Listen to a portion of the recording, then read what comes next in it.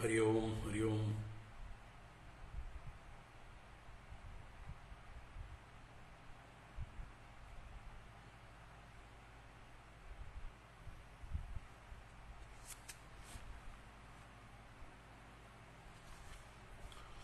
നാരായണ.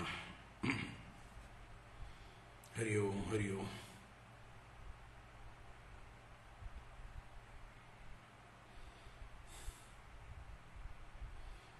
ഓം ശുക്ലാംബരധരം വിഷ്ണും ശശിവർണം ചതുർഭുജം പ്രസന്നവദനം ധ്യായേത് സർവവിഘ്നോപശാന്തയേ.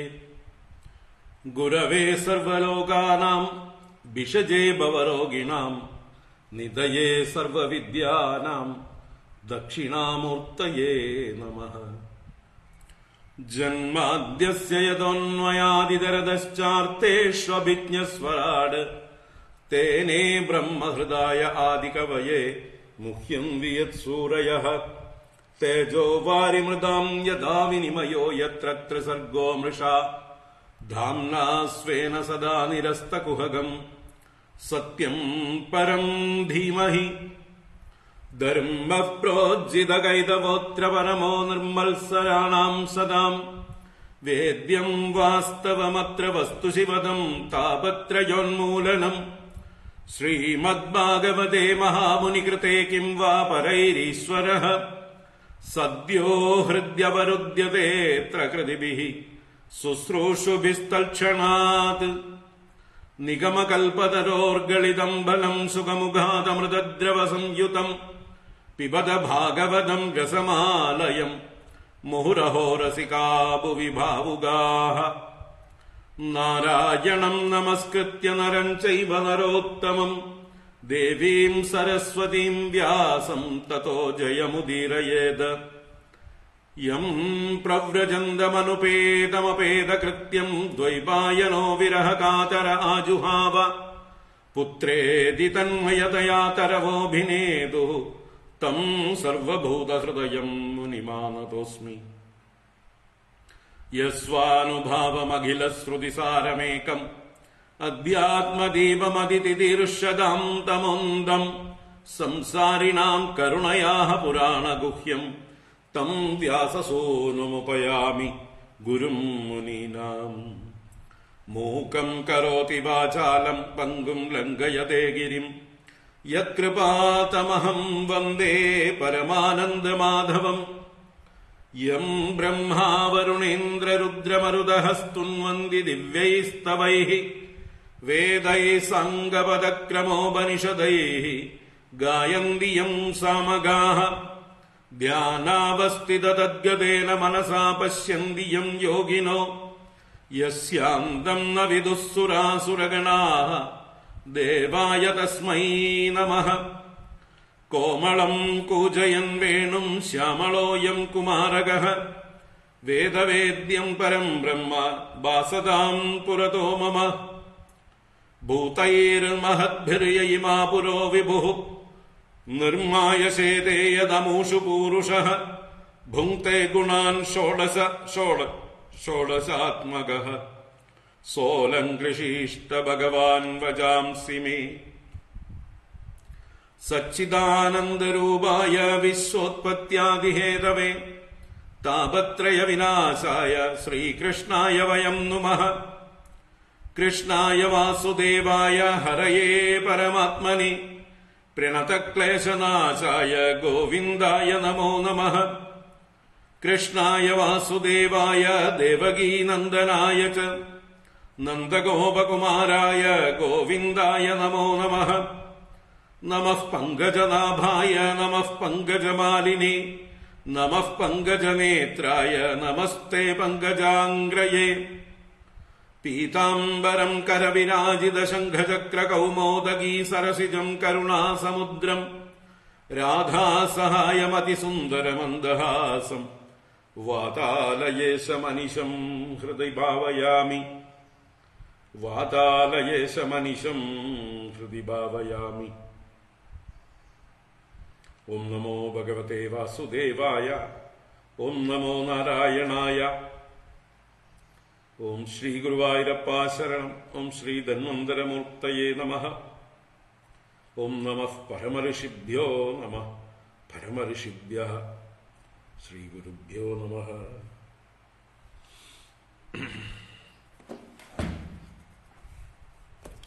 ഹരി ഓം. എല്ലാവർക്കും നമസ്കാരം. എല്ലാവർക്കും സുപ്രഭാതം, ശുഭദിനം, സുസ്വാഗതം. നാരായണ.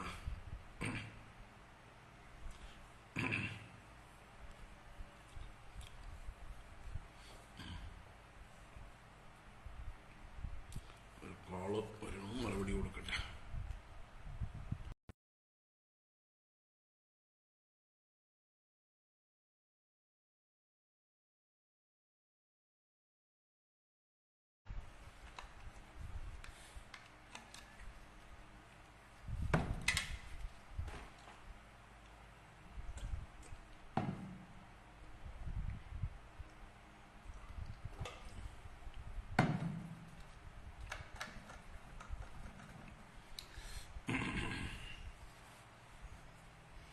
നാരായണ.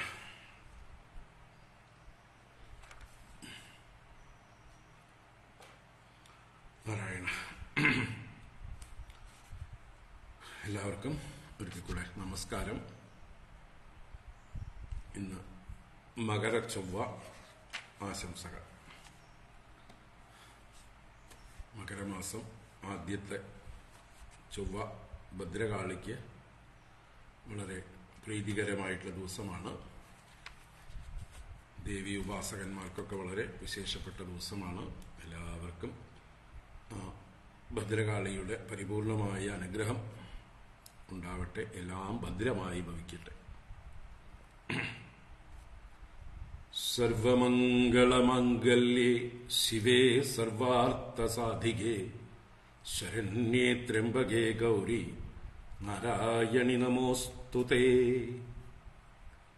കാളി കാളി മഹാകാളി ഭദ്രകാളി നമോസ്തുതേ. കുലം ച കുലധർമ്മം ച മാം ച പാലയ പാലയ. ഓം ശ്രീ ഭദ്രകാള്യൈ നമഃ. ഓം ശ്രീ മഹാദേവ്യൈ നമഃ. ഓം നമശ്ചണ്ഡികായൈ.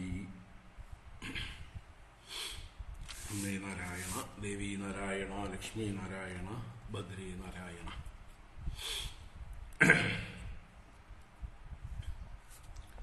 എല്ലാവർക്കും ഭാഗവത ജ്ഞാനഗംഗാ പ്രവാഹത്തിലേക്ക് സുസ്വാഗതം. ഭാഗവത ജ്ഞാനഗംഗ സപ്തമസ്കന്ധത്തിലെ 14-ാം അധ്യായം ഗൃഹസ്ഥാശ്രമ ധർമ്മം. അതാണ് നമ്മൾ കണ്ടുകൊണ്ടിരിക്കുന്നത്. നമുക്ക് 20ഓളം ശ്ലോകങ്ങൾ നമ്മൾ കണ്ടു. തുടർന്ന് കാണണം, വായിക്കാം.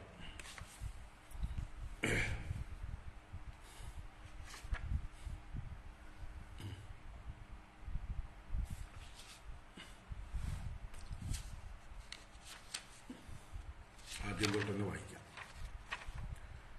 ഓം നമോ ഭഗവതേ വാസുദേവായ. അഥ ശ്രീമദ്ഭാഗവതേ സപ്തമസ്കന്ധേ ചതുർദശോऽധ്യായഃ. യുധിഷ്ഠിര ഉവാച. ഗൃഹസ്ഥയേതാം പദവീം വിധിനായേന ചാഞ്ജസാ യാതി ദേവർഷേ ബ്രൂഹി മാതൃശോ ഗൃഹമൂഢധീഃ. നാരദ ഉവാച. സാധു പൃഷ്ടം മഹാഭാഗലോകാൻ സമനുഗൃഹ്ണത തത്വേന തദഹം വക്ഷ്യേ നൈഷ്കർമ്മ്യം യേന കർമ്മണാം. ഗൃഹേഷ്വസ്ഥിതോ രാജൻ ക്രിയാ കുർവൻ ഗൃഹോചിതാഃ. വാസുദേവാർപ്പണം സാക്ഷാദുപാസീത മഹാമുനീൻ. ശൃണ്വൻ ഭഗവതോ ഭീക്ഷ്ണം അവതാരകഥാമൃതം. ശ്രദ്ധദാനോ യഥാ കാലം ഉപശാന്തജനാവൃതഃ. സൽസംഗാച്ഛനകൈ സംഗം ആത്മജായാത്മജാദിഷു വിമുച്യേന്മുച്യമാനേഷു സ്വയം സ്വപ്നവദുത്തിതഃ. യാവദർത്ഥമുപാസീനോ ഗേഹേ ഗേഹേ ച പണ്ഡിതഃ. വിരക്തോ രക്തവത്തത്ര നൃലോകേ നരതാം ന്യസേത്. ജ്ഞാതയഃ പിതരൗ പുത്രാ ഭ്രാതരഃ സുഹൃദോപരേ. യദ്വദന്തി യദിച്ഛന്തി ചാനുമോദേത ധർമ്മമഃ. ദിവ്യം ഭൗമം ചാന്തരിക്ഷം വിത്തമച്യുത നിർമ്മിതം തൽസർവമുപഭുഞ്ജാനഃ ഏതത് കുര്യാത് സ്വതോ ബുധഃ. യാവത് ബ്രിയേത ജഠരം താവത് സ്വത്വം ഹി ദേഹിനാം അധികം യോഭിമന്യേത സസ്തേനോ ദണ്ഡമർഹതി. മൃഗോഷ്ട്രകരമർക്കാഗു സരീസൃപ് ഖഗമക്ഷികാഃ ആത്മനഃ പുത്രവത് പശ്യേത്തൈരേഷാമന്തരം കിയത്. ത്രിവർഗം നാദികൃത്ശ്രേണ ഭജേത ഗൃഹമേദ്യപി യഥാ ദേശം യഥാ കാലം യാവത് ദൈവോപപാദിതം. ആശ്വാഘാന്തേവസായിഭ്യഃ കാമാൻ സംവിഭജേദ്യഥാ അപ്യേകാമാത്മനോദാരാം നൃണാം സ്വത്വഗ്രഹോ യതഃ. ജഹ്യാത് യദർത്ഥേ സ്വപ്രാണാൻ ഹന്യാത് വാ പിതരം ഗുരും തസ്യാം സ്വത്വം സ്ത്രിയാം ജഹ്യാത് യസ്തേന ഹ്യജിതോ അജിതോജിതഃ. കൃമിവിഡ്ഭസ്മനിഷ്ഠാന്തം ക്വേദം തുച്ഛം കളേബരം ക്വത്തദീയരതിർഭാര്യ ക്വയമാത്മാനപശ്ചതിഃ. സിദ്ധൈർയജ്ഞാവശിഷ്ടാർത്ഥൈ കൽപ്പയേത് വൃത്തിമാത്മനഃ ശേഷേ സ്വത്വം ത്യജൻ പ്രാജ്ഞഃ പദവീം മഹതാമിയാത്. ദേവാൻ ഋഷീൻ നൃഭൂതാനി പിതॄൻ ആത്മാനമന്മഹം സ്വവൃത്യാഗതവിത്തേന യജേത പുരുഷം പൃഥക്. യർഹ്യാത്മനോധികാരാദ്യാഃ സർവാസ്യുർയജ്ഞ സംഭദഃ വൈതാനികേന വിധിനാ അഗ്നിഹോത്രാദിനാ യജേത്. ന ഹ്യഗ്നിമുഖതോയം വൈ ഭഗവാൻ സർവയജ്ഞഭുക്ക് യുജ്യേത ഹവിഷാ രാജൻ യഥാ വിപ്രമുഖേ ഹുതൈഃ. തസ്മാത് ബ്രാഹ്മണദേവേഷു മർത്യാദിഷു യഥാർഹതഃ തൈസ്തൈ കാമൈര്യജസ്വൈനം ക്ഷേത്രജ്ഞം ബ്രാഹ്മണാനനു. കുര്യാദാപരപക്ഷീയം മാസി പ്രൗഷ്ടപദേ ദ്വിജഃ ശ്രാദ്ധം പിത്രോർയഥാ വിത്തം തദ്ബന്ധൂനാം ച വിത്തവാൻ. അയനേ വിഷുവേ കുര്യാത് വ്യതിപാദേ ദിനക്ഷയേ ചന്ദ്രാദിത്യോപരാഗേ ച ദ്വാദശീ ശ്രവണേഷു ച. തൃതീയായാം ശുക്ലപക്ഷേ നവമ്യാമദ കാർത്തികേ ചതസ്രുഷു അപി അഷ്ടകാസു ഹേമന്തേ ശിശിരേ തഥാ. മാഘേ ച സിതസപ്തമ്യാം മഘാരാഗാസമാഗമേ രാഗയാജാനുമത്യാവ മാസർക്ഷാണി യുതാന്യപി. ദ്വാദശ്യാം അനുരാധാ സ്യാത് ശ്രവണസ്തിസ്ര ഉത്തരാഃ തിസൃഷു ഏകാദശീവാസു ജന്മർക്ഷ ശ്രോണയോഗയുക്ത. തയേതേ ശ്രേയസക്കാലാ നൃണാം ശ്രേയോ വിവർധനാഃ കുര്യാത് സർവാത്മനൈതേഷു ശ്രേയോ മോഘം തദായുഷഃ. യേഷു സ്നാനം ജപോ ഹോമോ വ്രതം ദേവദ്വിജാർച്ചനം പിതൃദേവ നൃഭൂദേഭ്യോ യദ്ദത്തം തദ്ധി അനശ്വരം. സംസ്കാരകാലോ ജായായ അപത്യസ്യാത്മനസ്തദാ പ്രേതസംസ്ഥാമൃതാഹശ്ച കർമ്മണ്യഭ്യുദയേ നൃപ. അത ദേശാൻ പ്രവക്ഷ്യാമി ധർമാദിശ്രേയ ആവഹാൻ സ വൈ പുണ്യതമോ ദേശഃ സത്പാത്രം യത്ര ലഭ്യത്തെ. ബിംബം ഭഗവതോ യത്ര സർവമേതച്ചരാചരം യത്ര ബ്രാഹ്മണകുലം തപോ വിദ്യാദയാന്വിതം. യത്ര യത്ര ഹരേരർച്ചാ സദേശശ്രേയസാം പദം യത്ര ഗംഗാദയോ നദ്യഃ പുരാണേഷു ച വിശ്രുതാഃ. സരാംസി പുഷ്കരാദീനി ക്ഷേത്രാണി അർഹാശ്രിതാന്യുത. കുരുക്ഷേത്രം ഗയശിരഃ പ്രയാഗ പുലഹാശ്രമഃ. നൈമിഷം ബാൽഗുനം സേതുഃ പ്രഭാസോദകുശസ്ഥലി. വാരാണസി മധുപുരി പമ്പാ ബിന്ദുസരസ്തദാ. നാരായണാശ്രമോ നന്ദ സീതാരാമാശ്രമാദയഃ. സർവേ കുലാചലാ രാജൻ മഹേന്ദ്രമലയാദയഃ. ഏതേ പുണ്യതമാ ദേശാ ഹരേരർച്ചാശ്രിതാശ്ച യേ. ഏതാൻ ദേശാൻ നിഷേവേത ശ്രേയസ്കാമോ ഹ്യഭീക്ഷ്മശഃ. ധർമ്മോ ഹി അത്രേഹിതഃ പുംസാം സഹസ്രാദിബലോദയഃ. പാത്രം ത്വത്ര നിരുക്തം വൈ കവിഭിഃ പാത്രവിത്തമൈഃ. ഹരിരേവൈക ഉർവീശ യന്മയം വൈ ചരാചരം. ദേവർഷി അർഹത്സു വൈ സത്സു തത്ര ബ്രഹ്മാത്മജാദിഷു രാജൻ യദഗ്രപൂജായാം മതഃ പാത്രതയാച്യുതഃ. ജീവരാശിഭിരാകീർണ ആണ്ഡകോശാംഗ്രിപോ മഹാൻ തന്മൂലത്വാദച്യുതേജ്യാ സർവജീവാത്മതർപ്പണം. പുരാണ്യനേന സൃഷ്ടാനി നൃതിര്യകൃഷിദേവതാഃ. ശേതേ ജീവേന രൂപേണ പുരേഷു പുരുഷോ ഹ്യസൗ. തേഷ്വേഷു ഭഗവാൻ രാജൻ താരതമ്യേന വർത്തത്തെ. തസ്മാത് പാത്രം ഹി പുരുഷോ യാവാനാത്മാ യദേയത്തെ. ദൃഷ്ട്വാ തേഷാം മിതോ നൃണാം അവജ്ഞാനാത്മതാം നൃപ. ത്രേതാദിഷു ഹരേരർച്ചാ ക്രിയായൈ കവിവികൃത തതോർച്ചായാം ഹരിം കേചിത് സംശ്രദ്ധായ സപര്യയ ഉപാസത ഉപാസ്താപി മാർത്തദാ പുരുഷദ്വിഷാം പുരുഷേഷ്വപി രാജേന്ദ്ര സുപാത്രം ബ്രാഹ്മണം വിദുഃ തപസാ വിദ്യയാ തുഷ്ട്യാ ദത്തേ വേദം ഹരേസ്തനും നന്വസ്യ ബ്രാഹ്മണാ രാജൻ കൃഷ്ണസ്യ ജഗദാത്മനഃ പുനന്ദഃ പാദരജസാ ത്രിലോകീം ദൈവതം മഹത്. ഹരി ഓം. ശ്രീമദ്ഭാഗവതേ മഹാപുരാണേ പാരമഹംസ്യാം സംഹിതായാം സപ്തമസ്കന്ധേ സദാചാരനിർണയോ നാമ ചതുർദശോऽധ്യായഃ. സർവത്ര ഗോവിന്ദനാമ സങ്കീർത്തനം. ഗോവിന്ദ ഗോവിന്ദ. നാരായണാഖില ഗുരോ ഭഗവൻ നമസ്തേ. നാരായണാഖില ഗുരോ ഭഗവൻ നമസ്തേ. നാരായണാഖില ഗുരോ ഭഗവൻ നമസ്തേ. ഹരി ഓം. വൈകി വന്നവർക്കും എല്ലാവർക്കും ഒരിക്കൽ കൂടെ നമസ്കാരം. എല്ലാവർക്കും സുപ്രഭാതം, ശുഭദിനം, മകരച്ചൊവ്വ ആശംസകൾ. ഭാഗവത ജ്ഞാനഗംഗയിലേക്ക് സുസ്വാഗതം.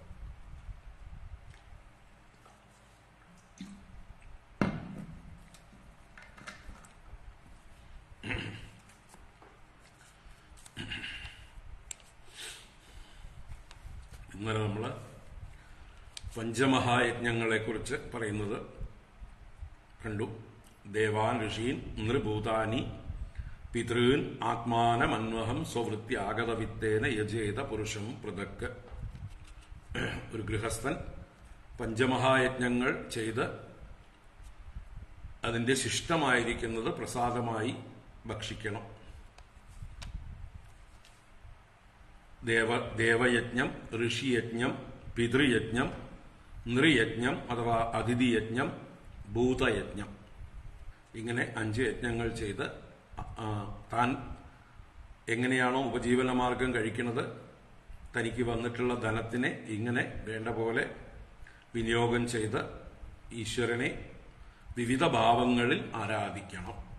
ഈ പറഞ്ഞ ദേവന്മാരായിരിക്കുന്നതും ഋഷികളായിരിക്കുന്നതും പിതൃക്കളായിരിക്കുന്നതും നരന്മാരും ഭൂതങ്ങളും എല്ലാം വിരാട് പുരുഷന്റെ വിവിധ ഭാവങ്ങളെന്നറിഞ്ഞുകൊണ്ട് യജേത പുരുഷം പൃഥക് സ്വവൃത്യ ആഗത വിത്തേന, അവനവന്റെ ഉപജീവന മാർഗം കൊണ്ട് ധാർമ്മികമായി സമ്പാദിക്കുന്ന ധനം വിനിയോഗം ചെയ്യണം. അതിനുശേഷം ആത്മന വൃത്തി, അവനവന്റെ കാര്യങ്ങളും അതിൽ 6ൽ ഒരംശം കൊണ്ട് നടത്തേണ്ടതാണ്. 5 അംശങ്ങൾ കൊടുക്കാനുള്ളവർക്ക് കൊടുത്ത ശേഷം തനിക്ക് 6ാമത്തെ അംശത്തിനാണ് അവകാശമുള്ളൂ. അല്ലാതെ അവനവൻ സമ്പാദിക്കുന്നത് മുഴുവൻ എനിക്ക് മാത്രം എന്നുള്ള ആ ഒരു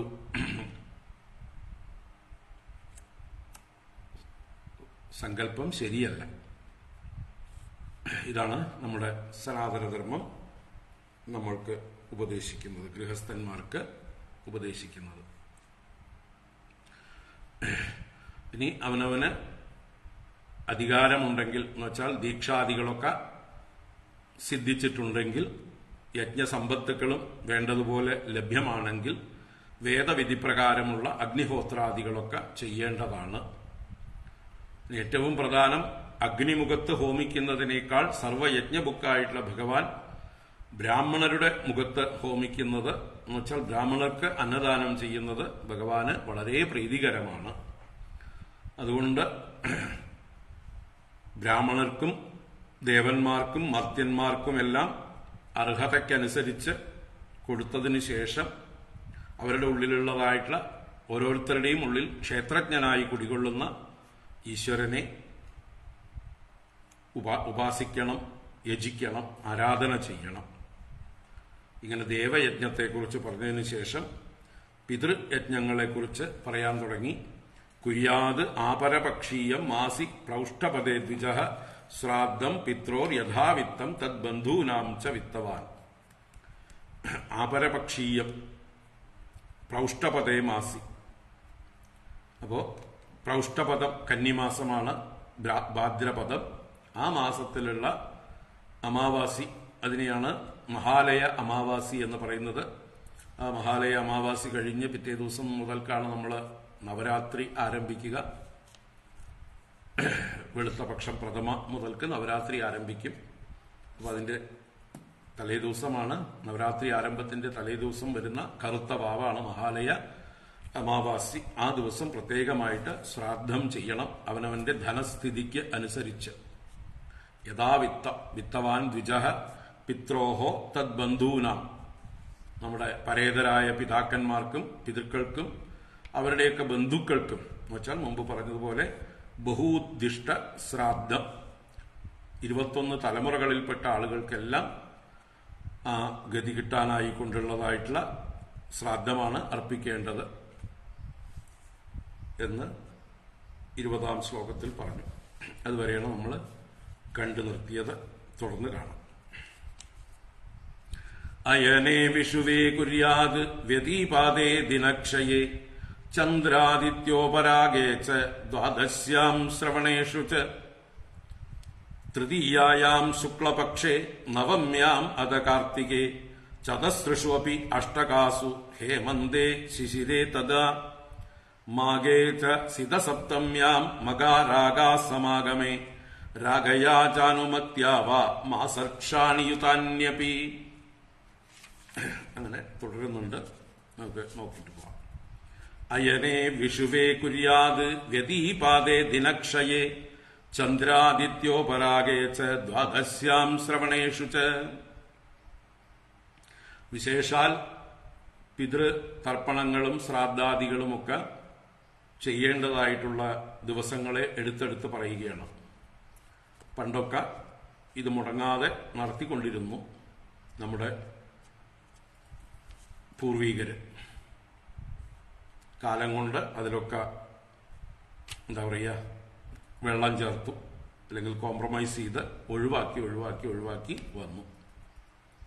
കൃത്യമായിട്ട് അവനവന്റെ ധർമ്മം, നിത്യ നൈമിത്തിക കർമ്മങ്ങൾ അനുഷ്ഠിക്കുന്ന ആ സമ്പ്രദായം അതാണ് പറഞ്ഞു വരുന്നത്. അയനേ വിഷുവേ കുര്യാത് വ്യതീപാദേ ദിനക്ഷയേ ചന്ദ്രാദിത്യോപരാഗേ ച ദ്വാദശ്യാം ശ്രവണേഷു ച.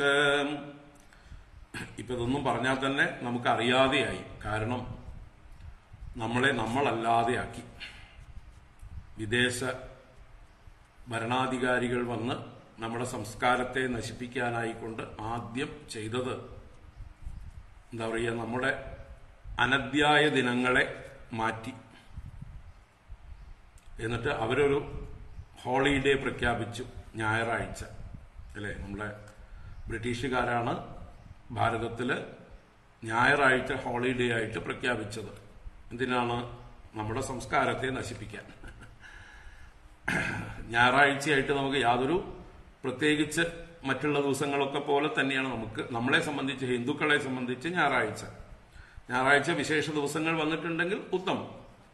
അതല്ലാതെ മറ്റു ദിവസങ്ങളെ പോലെ തന്നെയാണ് നമുക്ക് ഞായറാഴ്ച.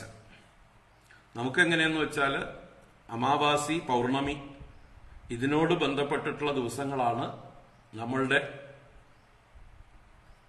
നൈമിത്തിക കർമ്മങ്ങൾ ചെയ്യേണ്ടതായിട്ടുള്ള സമയങ്ങൾ. നിത്യകർമ്മങ്ങൾ ചെയ്യുന്നതോടൊപ്പം നൈമിത്തിക കർമ്മങ്ങൾക്ക് ഈ അമാവാസിയും പൗർണമിയും വളരെ പ്രാധാന്യം കൊടുത്തിരുന്നു. അപ്പൊ അതിനോടനുബന്ധിച്ച് അവധി ദിവസങ്ങളായിരുന്നു. അതുപോലെ തന്നെ അഷ്ടമി, സപ്തമി, അഷ്ടമി, നവമി ഈ 3 ദിവസവും അവധി ദിവസങ്ങളായിരുന്നു വിദ്യാലയങ്ങളിൽ, മറ്റേ ഗുരുകുലങ്ങളിൽ. ആ 3 ദിവസവും അതുപോലെ തന്നെ ചതുർദശി, വാവ് ഈ 2 ദിവസവും, അങ്ങനെ 3ഉം 2ഉം 5 ദിവസം ഒരു പക്ഷത്തിൽ അവധി വിദ്യാലയങ്ങളിൽ, ഗുരുകുലങ്ങളിൽ. 2 പക്ഷമാകുമ്പോൾ 10 ദിവസം അവധി. അനദ്യായ ദിവസങ്ങൾ എന്നാ പറയാം, അനദ്യയന ദിനങ്ങൾ. അപ്പൊ അതില് ആചാര്യന്മാർക്ക്, ഗുരുക്കന്മാർക്ക് അവരവരുടേതായിട്ടുള്ള സ്വന്തം കർമ്മങ്ങൾ ചെയ്യാനുണ്ടാവും. മറ്റുള്ളവർക്ക് പുരോഹിതന്മാരായി നിന്നുകൊണ്ട് ചെയ്തു കൊടുക്കാനുണ്ടാവും. യജനം, യാചനം എന്ന് പറയുന്ന കൂട്ടത്തില് സ്വന്തം കാര്യം ചെയ്യാനും മറ്റുള്ളവർക്ക് വേണ്ടതായിട്ടുള്ള മാർഗനിർദ്ദേശങ്ങൾ നൽകാനുമൊക്കെ ആ ആചാര്യന്മാർക്ക്, ഗുരുക്കന്മാർക്ക്, അവർക്ക് എന്താ പറയുക, അവരുടെ ധർമ്മം ചെയ്യാനും അതിലൂടെ അവർക്കുള്ള ദക്ഷിണ മുതലായതിലൂടെ അവരുടെ ജീവിതം, ഉപജീവന മാർഗം സാധിക്കാനും ഒക്കെയുള്ള ദിവസങ്ങളായിരുന്നു. ഇപ്പോഴും നമ്മുടെ ഭാരതത്തിൽ, വടക്കൻ ഭാരതത്തിൽ പല ഗുരുകുലങ്ങളും ഇങ്ങനെയുള്ള സമ്പ്രദായത്തിൽ പോകുന്നുണ്ട്. അനധ്യയന ദിവസങ്ങൾ ഈ പറഞ്ഞ അഷ്ടമി, നവമി മുതലായ ദിവസങ്ങളിലും അതുപോലെ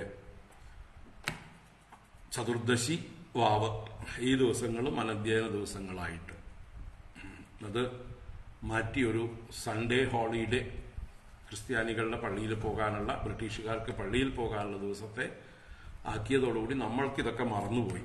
അവരുടെ വിദ്യാഭ്യാസ സമ്പ്രദായവും കൊണ്ടുവന്നതോടുകൂടി നമ്മുടെ സംസ്കാരത്തെ അവർ കിളച്ചു മറിച്ചു, നമ്മുടേതല്ലാതെയാക്കി. അപ്പോൾ നമുക്കിപ്പോൾ അതൊന്നും അറിയാതെയായി.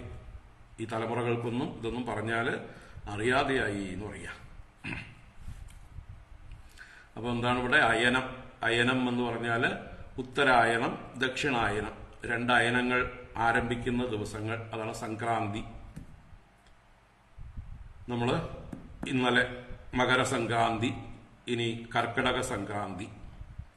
മകരസംക്രാന്തി സൂര്യൻ ദക്ഷിണായനത്തിൽ നിന്ന് ഉത്തരായനത്തിലേക്ക് തിരിയുന്നതായിട്ടുള്ള ദിവസം. ഉത്തരായനം ആരംഭിക്കുന്നു.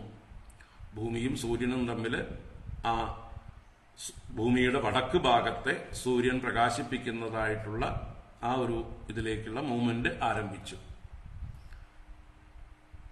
ഇനി അത് വിഷുവിലാണ് മധ്യത്തിലെത്തുക.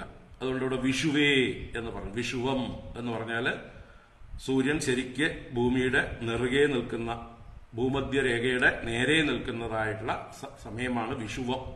അതും 2 ഉണ്ട്. ഇങ്ങോട്ട് ഉത്തരായനത്തിലേക്ക് പോകുമ്പോൾ മേടമാസത്തിലും ദക്ഷിണായനത്തിലേക്ക് തിരിച്ചു പോകുമ്പോൾ തുലാമാസം 1-ാം തീയതി വിഷുവമാണ്. അപ്പോൾ തുലാത്തിലും വിഷുവുണ്ട്, മേടത്തിലും വിഷുവുണ്ട്. മകരത്തിൽ ഉത്തരായനം ആരംഭിക്കുന്നു, കർക്കിടകത്തിൽ ദക്ഷിണായനം ആരംഭിക്കുന്നു. ആ സംക്രാന്തി ദിവസങ്ങൾ. അപ്പൊ ഈ ദിവസങ്ങൾ 4 ദിവസവും വിശേഷമാണ്. അതാണ് അയനം. അയനം എന്ന് പറയുമ്പോൾ 2 സംക്രാന്തികൾ. വിഷുവം എന്നുള്ളത് മേടം ആരംഭിക്കുന്ന ദിവസം. മേടം 1 ആരംഭിക്കുന്നത് വിഷുവം. അതുപോലെ തുലാം 1 വിഷുവം. ഈ ദിവസങ്ങളിൽ കുര്യാത്, എന്ത് കുര്യാത്? ഈ പിതൃതർപ്പണാദികൾ പ്രത്യേകിച്ച് ചെയ്യേണ്ടതാണ് എന്ന് താല്പര്യം. വ്യതീപാദേ ദിനക്ഷയെ ചന്ദ്രാദിത്യ ഉപരാഗേ ദ്വാദശ്യാം ശ്രവണേഷു.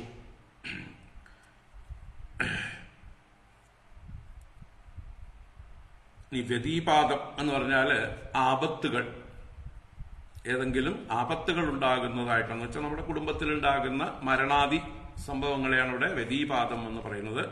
അപ്പൊ മരണങ്ങൾ മുതലായിട്ടുള്ള ആപത്തുകൾ ഉണ്ടാകുന്ന കാലത്ത് ചെയ്യേണ്ടത്. അതുപോലെ ദിനക്ഷയെ എന്നുള്ളത് കൊണ്ട് വാവിന്റെ സമയങ്ങളിൽ, ദിനക്ഷയം വാവിന്റെ അന്ത്യത്തിലാണ്. വാവുകാലത്തും അമാവാസി കാലത്തും ചന്ദ്രാദിത്യ ഉപരാഗേ. ചന്ദ്രാദിത്യ ഉപരാഗം സൂര്യഗ്രഹണം. ചന്ദ്ര ഉപരാഗം എന്ന് പറഞ്ഞാൽ ഗ്രഹണം. അപ്പൊ ചന്ദ്രന്റെയും സൂര്യന്റെയും ഗ്രഹണകാലത്തും തർപ്പണാദികൾ ചെയ്യണം. ദ്വാദശ്യാം ശ്രവണേഷു. ദ്വാദശിയിലും തിരുവോണം മുതലുള്ള ദിവസങ്ങളിലും വിശേഷമാണ് പിതൃപൂജകൾ, പിതൃതർപ്പണാദികൾ ചെയ്യാനായി കിട്ടും. അപ്പൊ ദേവന്മാർക്കും പിതൃക്കൾക്കും വളരെ പ്രീതികരങ്ങളായിട്ടുള്ള ദിവസങ്ങളാണ് ദ്വാദശി, തിരുവോണം മുതലായിട്ടുള്ള ദിവസങ്ങൾ. ആ ദിവസങ്ങളിലും പ്രത്യേകമായിട്ട് പിതൃക്കൾക്കുള്ളതായിട്ടുള്ള തർപ്പണങ്ങൾ ചെയ്യാം. നമ്മൾ ഇനിയിപ്പോൾ ഏതെങ്കിലും ഒരു ദിവസം എന്തെങ്കിലും കാരണം കൊണ്ട് മുടങ്ങിപ്പോയാൽ ഈ ദിവസങ്ങളൊക്കെ തിരഞ്ഞെടുത്ത് ചെയ്യാവുന്നതും കൂടിയാണ്. ഈ പറഞ്ഞിരിക്കുന്ന ദിവസങ്ങൾ വിശേഷ ദിവസങ്ങളാണ്. എന്തിന്? പിതൃകർമ്മങ്ങളും മറ്റ് ദേവകർമ്മങ്ങളും ചെയ്യാനായിക്കൊണ്ട്.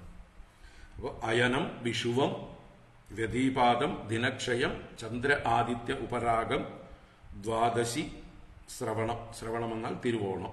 ആ തിരുവോണ നക്ഷത്രം ദിവസങ്ങളിലും ദേവന്മാർക്കും പിതൃക്കൾക്കുമുള്ളതായിട്ടുള്ള പൂജകൾക്ക് ഉത്തമം. ഇനി തുടരുന്നു. തൃതീയായാം ശുക്ലപക്ഷേ നവമ്യാം അത കാർത്തികേ ചതസ്രുഷു അപി അഷ്ടകാസു ഹേമന്തേ ശിശിരേ തദാ.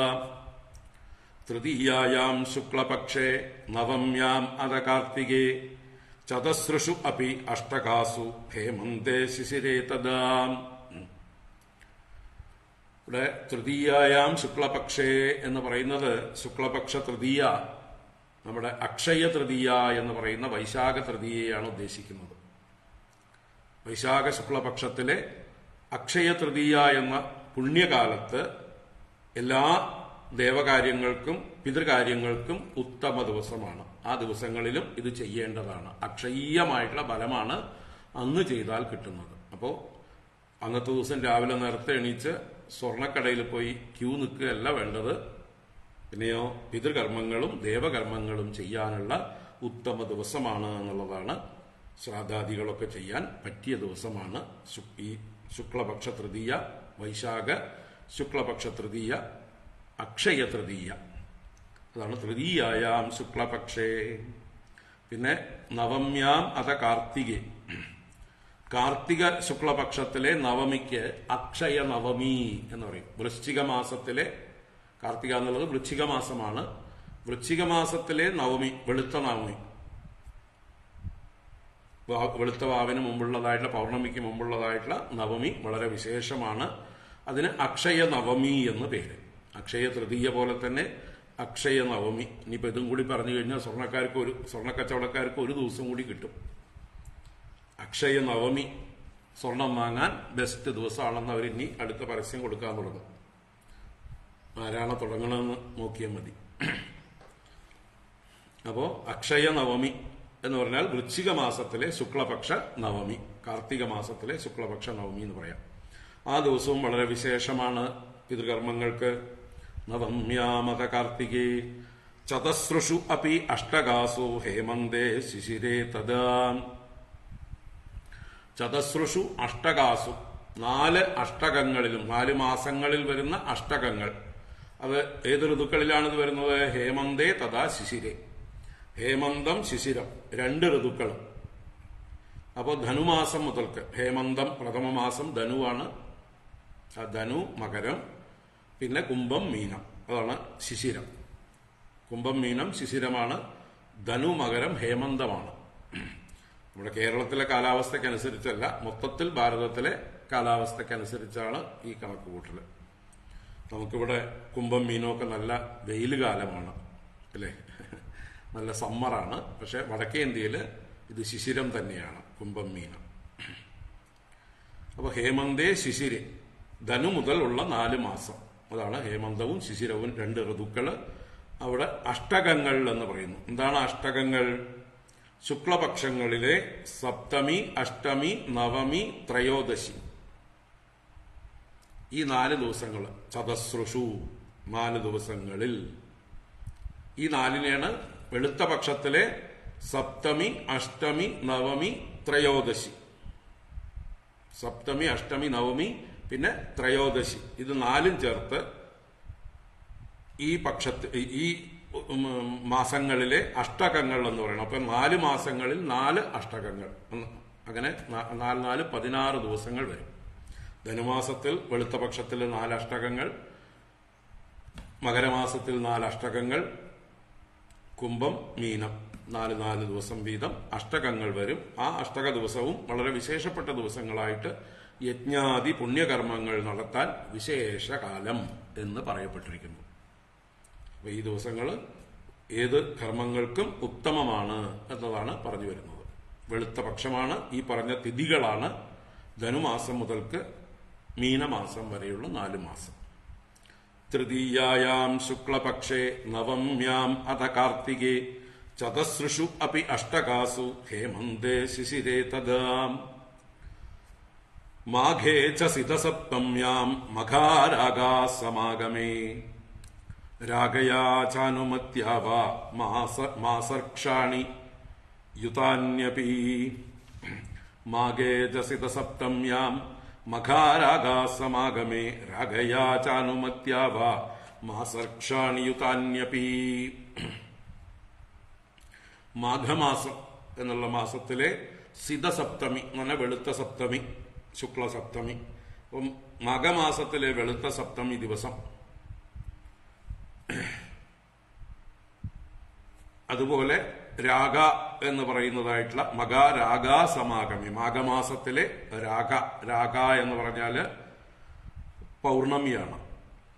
രാഗാശശി എന്ന് പറഞ്ഞാൽ പൗർണമി ചന്ദ്രനെ സൂചിപ്പിക്കുന്നതാണ്. അപ്പൊ മഘാരാഗ എന്ന് പറയുന്ന രാഗ എന്ന് പറയുന്ന പൗർണമി ദിവസവും മാഘമാസവും അല്ലെങ്കിൽ മകൻ നക്ഷത്രത്തിൽ പൗർണമി വരുന്ന മാസത്തിനാണ് മാഘം എന്ന് പറയുന്നത് തന്നെ. അതാ ഏത് ദിവസമാണ് പൗർണമി വരുന്നത് ആ നക്ഷത്രങ്ങളെ ചേർത്തിട്ടാണ് ചാന്ദ്രമാസങ്ങളുടെ പേരുകൾ ഉണ്ടായിരിക്കുന്നത്. അപ്പൊ മാഘമാസം എന്നുള്ളത് മഘനക്ഷത്രത്തിൽ പൗർണമിയോട് വരുന്നതായിട്ടുള്ള ദിവസം. അങ്ങനെയുള്ള ദിവസങ്ങളും അതിന്റെ തലേ ദിവസം അനുമതി എന്ന് പറയും. രാഗയുടെ തലേ ദിവസത്തിന്റെ പേരാണ് ചതുർദശി ദിവസത്തിന്റെ പേരാണ് രാഗയാച്ച അനുമത്യാവ. അനുമതി അനുമതി എന്ന് പറഞ്ഞാല് മതി ചന്ദ്രൻ ഒരു അല്പം കുറഞ്ഞിരിക്കുന്നതായിട്ടുള്ള ന്യൂനപക്ഷം, ചന്ദ്രന്റെ ഒരു കല കുറഞ്ഞിരിക്കുന്നതായിട്ടുള്ള ദിവസമാണ് ചതുർദശി. 14-ാം ദിവസത്തെ പൗർണമി, 14-ാം രാവ് എന്നൊക്കെ പറയുന്നത് അതിനാണ് അനുമതി എന്ന് പറയുന്നത്. അത് കഴിഞ്ഞ് 15-ാം ദിവസം പൂർണ്ണമായിട്ടുള്ള പൗർണമി. അപ്പോൾ ആ അനുമതി എന്ന ദിവസത്തോടുകൂടിയും ആ ദിവസങ്ങളൊക്കെ ചേർന്ന് വരുന്ന ദിവസങ്ങൾ പിതൃപൂജയ്ക്കും ദേവപൂജയ്ക്കും എല്ലാം ഉത്തമമാണ് എന്ന് പറഞ്ഞിരിക്കുകയാണ്. അപ്പൊ ഇങ്ങനെയുള്ള വിശേഷ ദിവസങ്ങളിൽ, വിശേഷ തിഥി ദിവസങ്ങളിൽ ദേവകർമ്മങ്ങൾ, ദേവയജ്ഞങ്ങൾ, പിതൃയജ്ഞങ്ങൾ എല്ലാറ്റിനും ഉത്തമം. മാഘേജ സിതസപ്തമ്യാം മഘാരാഗാ സമാഗമേ രാഗയാച്ച അനുമത്യാവ മാസർക്ഷാണി യുതാന്യപി. ചേർന്നിരിക്കുന്നതായിട്ടുള്ള ദിവസങ്ങൾ ഉത്തമ ദിവസങ്ങളാണ്. ദേവപിതൃപൂജകൾക്ക് സദ്യ ഫലം നൽകുന്ന ദിവസങ്ങളാണ് എന്ന് നിശ്ചയിക്കപ്പെട്ടിരിക്കുന്നു.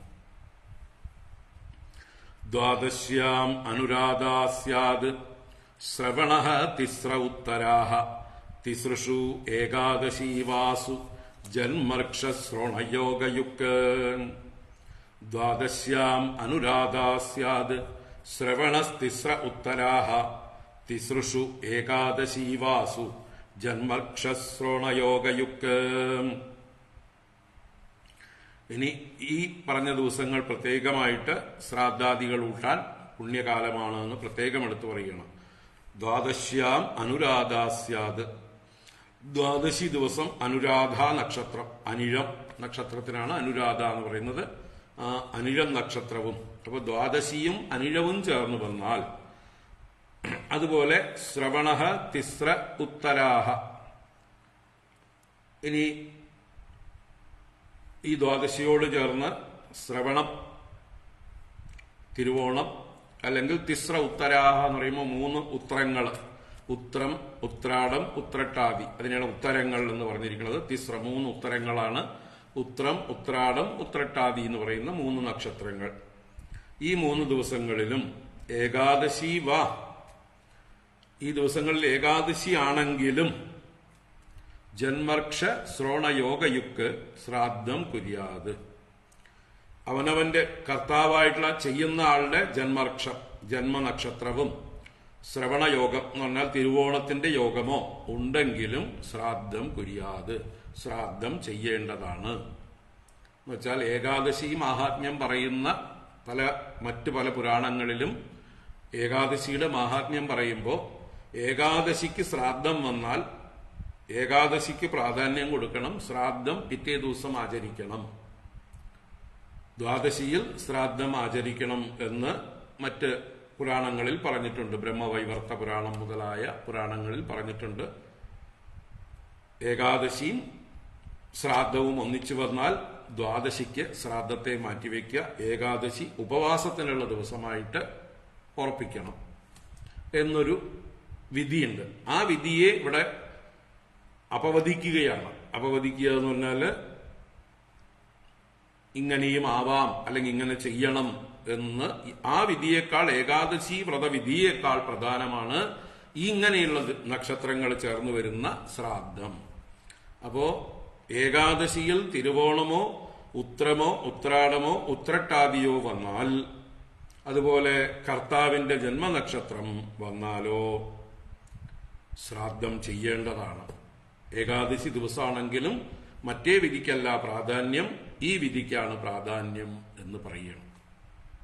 മറ്റത് സാമാന്യമായിട്ട് എല്ലാവരോടും പറഞ്ഞതാണ്, നിങ്ങൾക്ക് ഏകാദശി ദിവസം ശ്രാദ്ധം വന്നാൽ അത് ദ്വാദശിക്ക് മാറ്റിവെക്കൂ എന്ന്. എന്നാൽ അതിലൊരു സ്പെഷ്യൽ അനുവാദം കൊടുക്കുന്നതാണ് ഈ തിരുവോണം, ഉത്രം, ഉത്രാടം, ഉത്രട്ടാതി ഈ 4 നക്ഷത്രങ്ങൾ വരികയാണെങ്കിൽ, അതുപോലെ ചെയ്യുന്ന കർത്താവിന്റെ ജന്മനക്ഷത്രം വരികയാണെങ്കിൽ ആ ദിവസം ഏകാദശി ആണെങ്കിലും ശ്രാദ്ധം ചെയ്യേണ്ടതാണ്.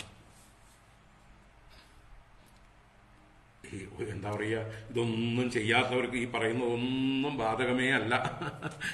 നമ്മളെ ഒന്നും ബാധിക്കുന്ന പ്രശ്നമേ ഇല്ല എന്നുള്ളതാണ് അല്ലെ സാധാരണ ഇപ്പോ ഇതൊന്നും ചെയ്യാത്ത ആളുകളെ സംബന്ധിച്ച്. ചെയ്യുന്നവർക്കാണ് ഈ വിധികളൊക്കെ മനസ്സിലാക്കേണ്ടതും അത് പാലിക്കേണ്ടതും. ആരൊക്കെ ചെയ്യണ്ടോ അവർക്കൊക്കെ ബാധകം. എല്ലാവരും ചെയ്യേണ്ടതാണ്. എല്ലാവരും എന്താ പറയുക, മറ്റു ചില അനുവാദങ്ങളെടുത്ത് കാശിയിലോ ഗയയിലോ തിരുനെല്ലിയിലോ തിരുനാവായയിലോ അല്ലെങ്കിൽ ഐവർ മഠത്തിലോ എവിടെയെങ്കിലുമൊക്കെ കൊണ്ടുപോയിട്ട് നേരത്തെ തന്നെ പണി കഴിപ്പിച്ച് ഇനി മേലിൽ ഇതില്ല എന്ന് പറഞ്ഞിട്ടിരിക്കുന്ന ആളുകൾക്ക് ഇതൊന്നും ബാധകമല്ല എന്ന് പറഞ്ഞിരിക്കുകയാണ്. വാസ്തവത്തില് ഈ പിതൃകർമ്മങ്ങളിൽ നിന്ന് നമ്മളെ മുക്തമാക്കുന്നത് നമുക്ക് ആരോഗ്യമില്ലാതാവുമ്പോഴാണ്. നമ്മൾക്ക് വയസ്സായി എഴുന്നേറ്റ് നിൽക്കാൻ വയ്യ, ശ്രാദ്ധത്തിനുള്ളതായിട്ടുള്ള എന്താ പറയുക വ്രതങ്ങൾ അനുഷ്ഠിക്കാൻ വയ്യ, നിലത്തിരുന്നു കൊണ്ട് ബലികർമ്മങ്ങൾ ചെയ്യാൻ വയ്യ, രാവിലെ നേരത്തെ കുളിക്കാൻ വയ്യ, അങ്ങനെയുള്ളതായിട്ടുള്ള ആ വയ്യായകളൊക്കെ വരുന്നത് വരയ്ക്കും ആരോഗ്യമുള്ള കാലത്തോളം ഇതൊക്കെ അനുഷ്ഠിക്കേണ്ടതാണ്. ഇതിനെയൊക്കെ ഒഴിവാക്കാൻ പാടുള്ളത് അല്ല. അങ്ങനെ ഒഴിവാക്കിയതാണ് ഇന്നത്തെ നമ്മുടെ കുടുംബങ്ങളിൽ കുട്ടികളില്ലാതെ ആവുന്നതിന്റെ ശരിയായ മർമ്മം. ഹിന്ദു സമൂഹം ജനസംഖ്യയിൽ പിന്നോട്ട് പോയിക്കൊണ്ടിരിക്കുന്നത് കാരണം ഈ പിതൃക്കളുടെ ശാപം എന്ന് പറയാം.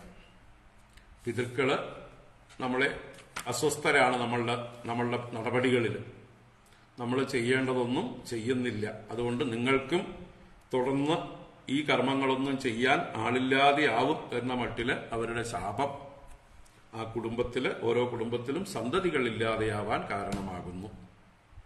ഇപ്പൊ നമ്മുടെ കുടുംബങ്ങളിലൊക്കെ സന്തതികളുടെ എണ്ണം കുറഞ്ഞു വരികയല്ലേ.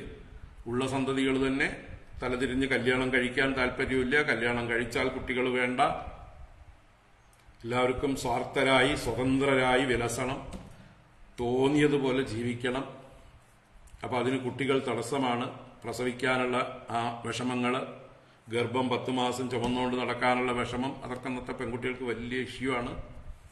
പ്രസവ വേദന, അത് കഴിഞ്ഞ് പിന്നെ കുട്ടികളെ വലുതാവുന്നത് വരെ നോക്കി വളർത്തി കൊണ്ടുവരല്, ഇതൊക്കെ വലിയ ഭാരമാണെന്ന് കരുതി അവരെല്ലാം വിവാഹം കഴിച്ചാൽ പോലും കുട്ടികൾ വേണ്ട എന്നുള്ളതായിട്ടുള്ളൊരു കാര്യത്തിലാണ് എല്ലാവർക്കും ഇപ്പോൾ മനസ്സ് നിൽക്കുന്നത്.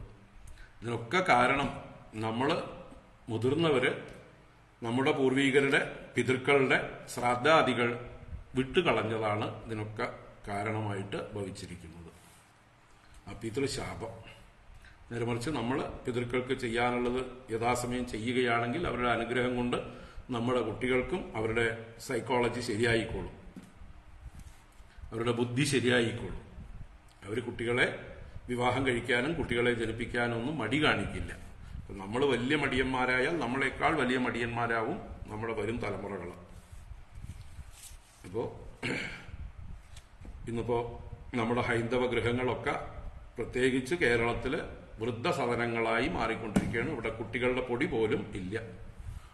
ഉണ്ടെങ്കിൽ തന്നെ അവര് 10-12 ക്ലാസ് ആവുമ്പോഴേക്കും പുറത്തേക്ക് കടക്കാനാണ്, രക്ഷപ്പെടാനാണ് നോക്കുന്നത്. എന്നിട്ട് അവിടുത്തെ സംസ്കാരമാണ്, അവിടെ ഇതൊന്നും ഇല്ലല്ലോ. അപ്പൊ അവരുമായിട്ട് പിന്നെ ആ തലമുറകൾക്കേ ബന്ധമില്ലാതെ ആവുന്ന ഒരവസ്ഥ. പറഞ്ഞു വന്നത്, ഇത് എല്ലാവരും ചെയ്തുകൊണ്ടിരുന്നതാണ്. നമ്മുടെ ഈ സംസ്കാരത്തെ നമ്മൾ തന്നെ മടികൊണ്ടോ അല്ലെങ്കിൽ വിദേശീയരുടെ സ്വാധീനം കൊണ്ടോ ഏതൊക്കെയോ കാരണങ്ങളെ കൊണ്ട് നമ്മൾ ഉപേക്ഷിച്ചു. നമ്മുടെ ജനസംഖ്യ കുറയാൻ, നമ്മുടെ കുടുംബങ്ങളിൽ സന്താന അഭിവൃദ്ധി കുറയാൻ കാരണമായി.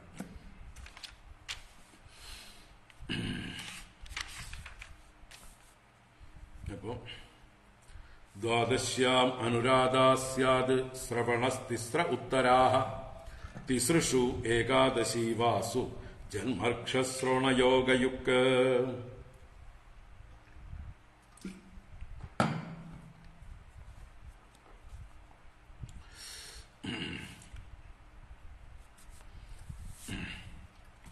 തയേതേ ശ്രേയസക്കാല നൃണാം ശ്രേയോ വിവർധനാഃ കുര്യാത് സർവാത്മനൈതേഷു ശ്രേയോ മോഘം തദായുഷഃ.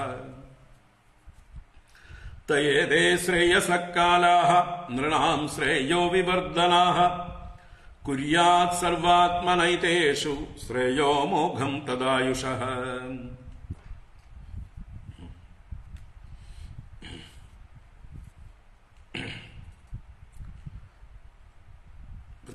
തേ ഏതേ ശ്രേയസക്കാലാഹ. തേ ഏതേ ഈ മുൻപ് പറഞ്ഞതായിട്ടുള്ള പുണ്യകാലങ്ങൾ ശ്രേയസിന്റെ കാലങ്ങളാണ്. അത് നൃണാം ശ്രേയോ വിവർധനാഹ, നരന്മാർക്ക് ശ്രേയസ്സിനെ വർദ്ധിപ്പിക്കുന്ന കാലങ്ങളാണ്. ഈ കാലങ്ങളിൽ നമ്മൾ ചെയ്യേണ്ട കർമ്മങ്ങളൊക്കെ ചെയ്താൽ നമുക്ക് ശ്രേയസ് വർദ്ധിച്ചു വരും, എല്ലാം നന്മകളും ഉണ്ടായി വരും. ഏതേഷു സർവാത്മന ശ്രേയഃ കുര്യാത്. ഏതേഷു ഈ പറഞ്ഞ കാലങ്ങളിൽ സർവാത്മന എല്ലാ പ്രകാരത്തിലും പൂർണ്ണ സമർപ്പണ ഭാവത്തോടെ ശ്രേയഃ കുര്യാത്, ഈ ശ്രേയോകർമ്മങ്ങളെ ചെയ്യേണ്ടതാണ്. ഇപ്പൊ നമ്മുടെ വ്യക്തികളുടെയും കുടുംബത്തിന്റെയും ശ്രേയസ്സിനായിക്കൊണ്ട് ചെയ്യേണ്ടതായിട്ടുള്ള ഈ കർമ്മങ്ങൾ അവശ്യം ചെയ്യേണ്ടതാണ്. കുര്യാത് തത് ആയുഷഃ അമോഘം. തത് അങ്ങനെ ചെയ്യുന്ന കർമ്മങ്ങള് ആയുഷഃ നമ്മുടെ ആയുസ്സിന്റെ ജീവിതത്തിന്റെ അമോഘം, മോഘമല്ലാത്ത അവസ്ഥ. മോഘം എന്നാൽ വ്യർത്ഥം, അമോഘം വ്യർത്ഥമല്ലാത്തത്, സാഫല്യം നൽകുന്നത്. ഇപ്പൊ നമ്മുടെ ജന്മസാഫല്യത്തെ, നമ്മുടെ ആയുസ്സിന്റെ സാഫല്യത്തെ, നമ്മൾ ഇത്ര കാലം ജീവിച്ചു എന്ന് പറഞ്ഞിട്ട് കാര്യമൊന്നുമില്ല. ഞാനിപ്പോഴത്തെ എന്റെ എത്രാമത്തെ പിറന്നാളാണ് ആഘോഷിക്കുന്നത് എന്ന് പറഞ്ഞിട്ട് കാര്യമൊന്നുമില്ല. ചെയ്യേണ്ട കർമ്മങ്ങൾ യഥാകാലം ചെയ്തിട്ടുണ്ടെങ്കിലേ ഇത്രകാലം ജീവിച്ചതുകൊണ്ട് പ്രയോജനമുള്ളൂ. വെറുതെ ശാപ്പാടും കഴിച്ച് ഉറങ്ങി 100 വയസ്സ് വരെ ജീവിച്ചിട്ടൊന്നും കാര്യമില്ല. ഉള്ള കാലം അല്പമാണെങ്കിലും അത് ചെയ്യേണ്ട കർമ്മങ്ങളൊക്കെ ചെയ്തുകൊണ്ട് ജീവിച്ചാൽ അതാണ് അമോഘം, സഫലമായ കാലം, ജീവിക്കേണ്ടതുപോലെ ജീവിച്ച കാലം, വേണ്ടതുപോലെയായി എന്നർത്ഥം.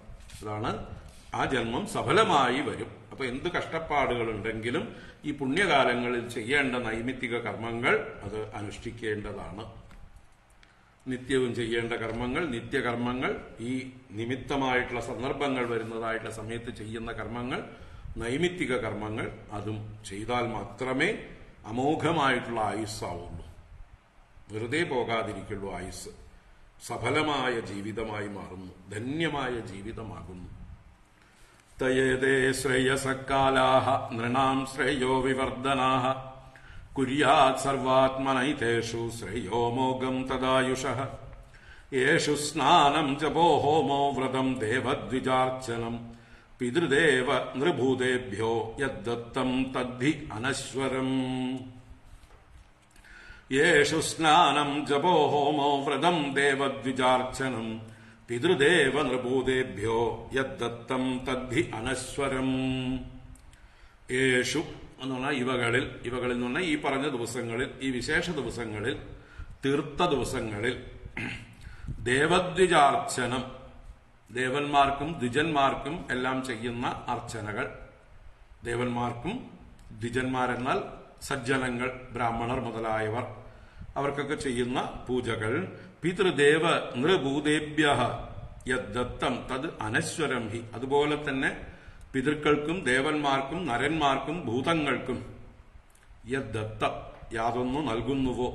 പഞ്ചമഹായജ്ഞങ്ങളായിട്ട് പിതൃക്കൾക്ക് ചെയ്യേണ്ടത്, ദേവന്മാർക്ക് ചെയ്യേണ്ടത്, അതിഥികൾക്ക് മനുഷ്യന്മാർക്ക് ചെയ്യേണ്ടത്, മറ്റ് ജീവജാലങ്ങൾക്ക് ചെയ്യേണ്ടത് ഒക്കെ ചെയ്യുന്നത് കൊണ്ട് യദ്ദത്തം എന്ത് നൽകപ്പെടുന്നുവോ തത് അനശ്വരം ഹി, അത് നശിക്കാത്ത ഫലങ്ങളെ നൽകുന്നതായിരിക്കും, അക്ഷയ്യമായിട്ടുള്ള ഫലങ്ങളെ നൽകുന്നതായിരിക്കും.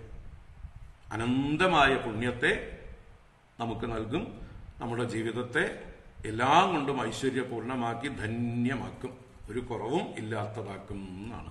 അപ്പൊ ഈ വിശേഷ ദിവസങ്ങളിൽ ചെയ്യേണ്ട സത്കർമ്മങ്ങൾ ചെയ്തിരിക്കണം, ദാനധർമാദികൾ ചെയ്തിരിക്കണം. യേഷു സ്നാനം ജപോ ഹോമോ വ്രതം ദേവദ്വിജാർച്ചനം പിതൃദേവ നൃഭൂതേഭ്യോ യദ്ദത്തം തദ്ധി അനശ്വരം.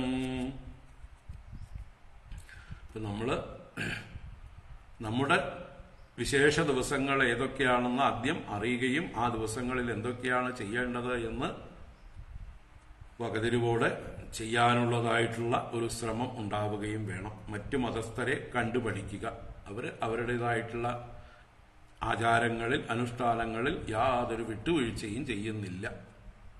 അതുകൊണ്ടാണ് അവർക്ക് സന്തതി ഭാഗ്യം, അവർക്ക് ഐശ്വര്യം, അവർ ലോകം മുഴുവൻ പിടിച്ചടക്കിക്കൊണ്ടുവരുന്നു ജനസംഖ്യ കൊണ്ട്. എന്തുകൊണ്ട്? അവരുടെ നിയമങ്ങളൊക്കെ അവർ പാലിക്കുന്നു. അതുകൊണ്ട് അവർക്ക് ഐശ്വര്യം ഉണ്ടാകുന്നു, സന്തതികൾ ഉണ്ടാകുന്നു. അവരതിൽ വാശി പിടിക്കുന്നുണ്ട്. അവർക്കുള്ള പുണ്യ ദിവസങ്ങൾ അതെന്തു തന്നെയാണെങ്കിലും അവരത് ചെയ്യേണ്ടത് ചെയ്തിരിക്കുന്നു. കണ്ടുപഠിക്കുക. നമ്മളെല്ലാറ്റിലും അവരെ കുറ്റം പറഞ്ഞിട്ട് കാര്യമില്ല. ആ ഒരു ദൃഢനിശ്ചയം നമുക്കും ഉണ്ടാവേണ്ടതായിരുന്നു. നമ്മളെല്ലാം ടേക്കൺ ഫോർ ഗ്രാന്റഡ് എന്നുള്ള രീതിയിൽ എടുത്തു. സംസ്കാരകാലോ ജായായാഹ അപത്യസ്യാത്മനസ്തദാ പ്രേതസംസ്ഥാ മൃദാഹശ്ച കർമ്മണ്യഭ്യുദയേ നൃപ. സംസ്കാരകാലോ ജായായാഹ അപത്യസ്യ ആത്മനസ്തദാ പ്രേതസംസ്ഥാ മൃദാഹശ്ച കർമ്മണ്യഭ്യുദയേ നൃപ.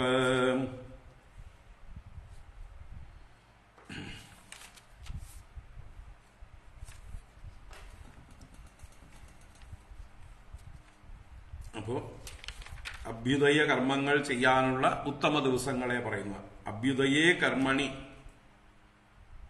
അഭ്യുദയ കർമ്മങ്ങളിൽ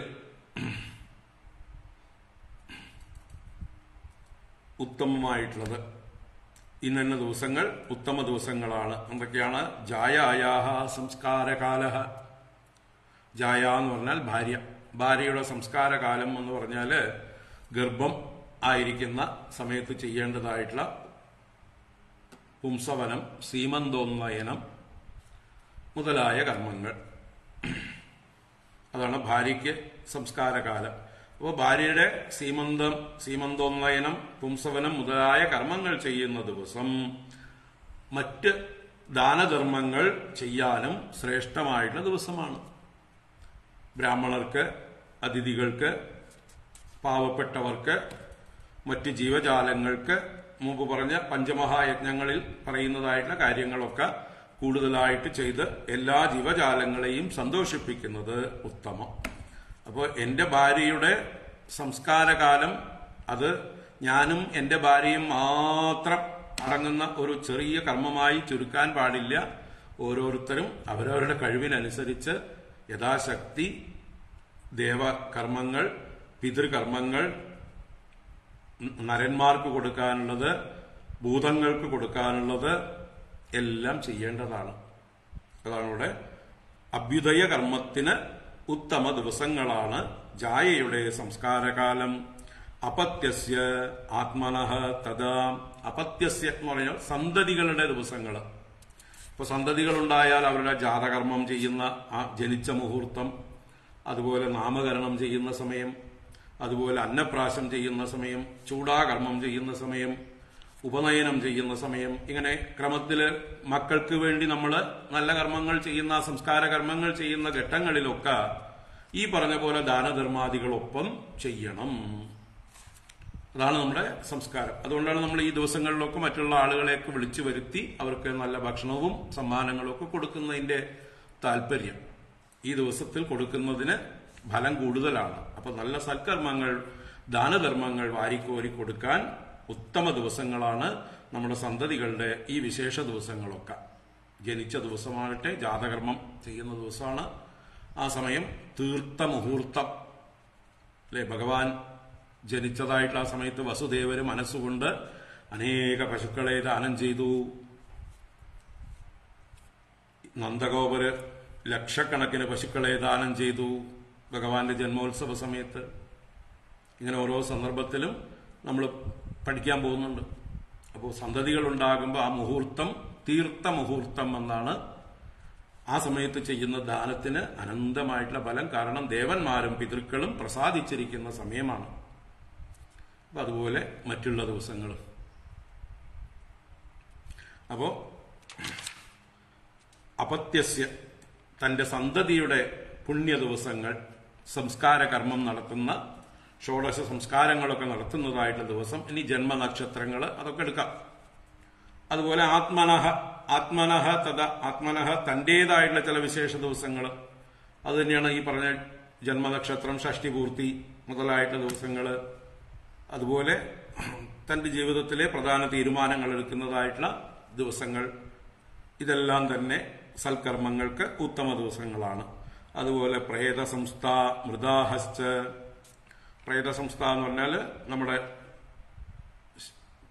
ആരെങ്കിലും ബന്ധുക്കൾ മരിച്ചിട്ട് അതിന്റെ ശവസംസ്കാരം ചെയ്തു കഴിഞ്ഞാൽ അതിനുശേഷം അതിനോട് ബന്ധപ്പെട്ടവർക്കൊക്കെ ഭക്ഷണം കൊടുക്കുക മുതലായത് ചെയ്യുന്ന ദാനാദികളൊക്കെ ചെയ്യുന്നത് ഉത്തമമാണ് എന്നാണ് പറയുന്നത്. അതുപോലെ മൃദാഹം എന്ന് പറഞ്ഞാൽ മരിച്ച ദിവസം.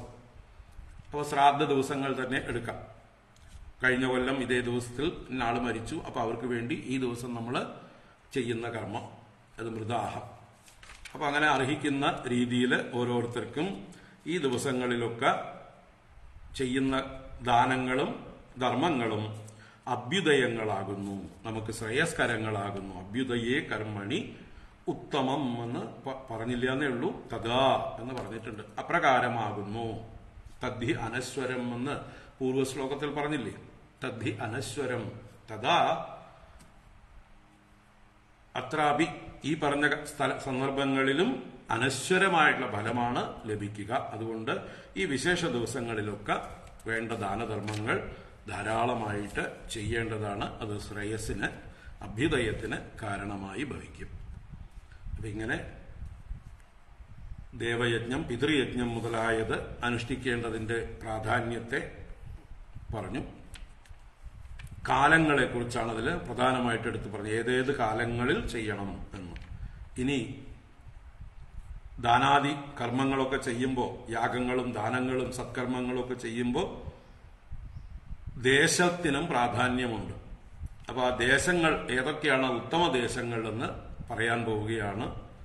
അത ദേശാൻ പ്രവക്ഷ്യാമി ധർമാതിശ്രേയ ആവഹാൻ സവൈ പുണ്യതമോ ദേശഃ സത്പാത്രം യത്ര ലഭ്യതേ. അത ദേശാൻ പ്രവക്ഷ്യാമി ധർമാതിശ്രേയ ആവഹാൻ സവൈ പുണ്യതമോ ദേശഃ സത്പാത്രം യത്ര ലഭ്യതേ. അത് ദേശാൻ പ്രവക്ഷ്യാമി. ഇനി ഞാന് ദേശങ്ങളെക്കുറിച്ച് പറഞ്ഞു തരാം. നാരദൻ പറയണം യുധിഷ്ഠിരനോട്. എന്തിന്? ധർമാതിശ്രേയ ആവഹാൻ, ധർമ്മം മുതലായ ശ്രേയസിനെ ആവഹിക്കുന്നതായിട്ടുള്ള ദേശങ്ങളെ. ധർമാതിശ്രേയ ആവഹാൻ ദേശാൻ അഹം ത്വാം പ്രവക്ഷ്യാമി, ഞാൻ അങ്ങേക്ക് പറഞ്ഞു തരാം എന്ന് പറയണം. പ്രവക്ഷ്യാമി. ഏതാണ് നല്ല ദേശം? എത്ര സത്പാത്രം ലഭ്യതേ സവൈ പുണ്യതമഃ ദേശഃ. എത്ര, ഏതൊരു ദേശത്താണോ സത്പാത്രം ലഭ്യതേ. സത്പാത്രം എന്ന് പറഞ്ഞാൽ ഉത്തമന്മാരായ, ദാനം സ്വീകരിക്കാൻ അർഹരായിട്ടുള്ള സജ്ജനങ്ങൾ, അർഹിക്കുന്നവർ, പൂജ്യരായിരിക്കുന്നവർ, ആ പുണ്യാത്മാക്കൾ ഏത് ദേശത്താണോ ഉള്ളത്, സവൈ പുണ്യതമഃ ദേശഃ, അതാണ് ഏറ്റവും പുണ്യമായിട്ടുള്ള ദേശം. അപ്പൊ സജ്ജനങ്ങൾ വസിക്കുന്ന സ്ഥാനമാണ് പുണ്യസ്ഥാനങ്ങൾ. തീർത്ഥീ കുറുവന്തി തീർത്ഥാനി. അങ്ങനെയുള്ള മഹാത്മാക്കളുടെ അവർ വസിക്കുന്നത് കൊണ്ട് ആ സ്ഥാനങ്ങൾ തീർത്ഥസ്ഥാനങ്ങളായി ഭവിക്കുന്നു. ഇവരാണ് ആ സ്ഥാനത്തെ പവിത്രീകരിക്കുന്നത്. അപ്പൊ അങ്ങനെയുള്ള മഹാത്മാക്കൾ വസിക്കുന്ന സ്ഥാനം എവിടെയൊക്കെയാണോ, ഏതൊക്കെ പുണ്യദേശങ്ങളിലാണോ മഹാത്മാക്കൾ തപസ്സനുഷ്ഠിച്ചിരിക്കുന്നത്, അവരുടെ സാന്നിധ്യമുള്ളത്, അങ്ങനെയുള്ള സ്ഥാനങ്ങൾ പുണ്യദേശങ്ങൾ.